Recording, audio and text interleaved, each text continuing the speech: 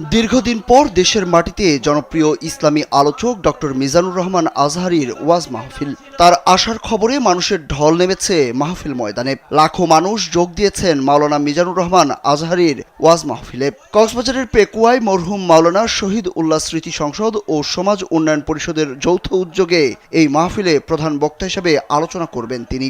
আয়োজক কমিটি ও প্রশাসন তাফসির ময়দানস্থলে ব্যাপক নিরাপত্তা ব্যবস্থা গ্রহণ করেছে। মিজানুর রহমান আজহারী রাত 8:30 থেকে আলোচনা করবেন বলে আয়োজক কমিটি সূত্রে জানা গেছে। পেকুয়া সমাজ উন্নয়ন পরিষদের প্রধান উপদেষ্টা নিয়ামত উল্লাহ নিজামী বলেন, আজহারী হুজুর সহ জনপ্রিয় ইসলামী আলোচকদের আগমনে ধর্মপ্রাণ মুসল্লিদের ঢল নেমেছে।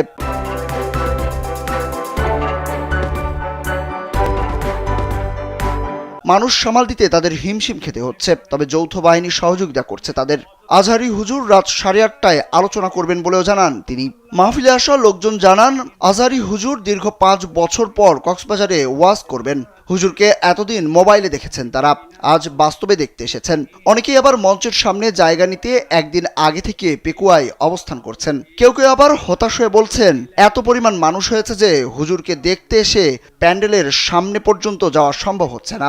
একদিন ব্যাপী এই ঐতিহাসিক তাফসিরুল কোরআন মাহফিল শুক্রবার সকাল 10টা থেকে শুরু হয়েছে।